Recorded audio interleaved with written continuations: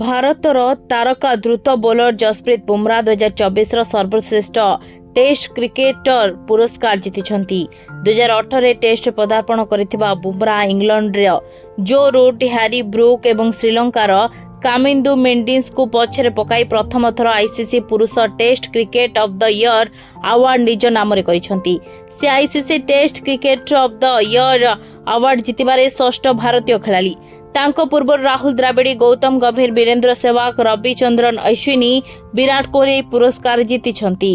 ବୁମରା ଗତ ବର୍ଷ ନିଜର ଘାତକ ବୋଲିଂରେ ବିପକ୍ଷ ବ୍ୟାଟରଙ୍କୁ ବେଶ୍ ନୟାନ୍ତ କରିଥିଲେ।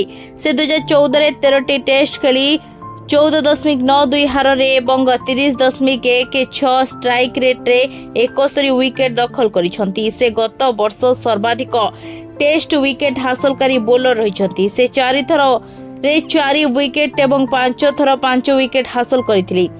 ଏହି ଡାଣ ହାତୀ ବୋଲର ବର୍ଡର ଗାଭାସ୍କର ଟ୍ରଫିରେ ମଧ୍ୟ ଘାତକ ବୋଲିଂ କରି 5 ଟେଷ୍ଟରେ 32 ୱିକେଟ୍ ହାସଲ କରିଥିଲେ। ଭାରତକୁ ଅଷ୍ଟ୍ରେଲିଆ 3-1 ସିରିଜ୍ ହରାଇଥିଲେ ହେଁ 31 ବର୍ଷୀୟ Bumrah player of the series ବିବେଚିତ ହୋଇଥିଲେ।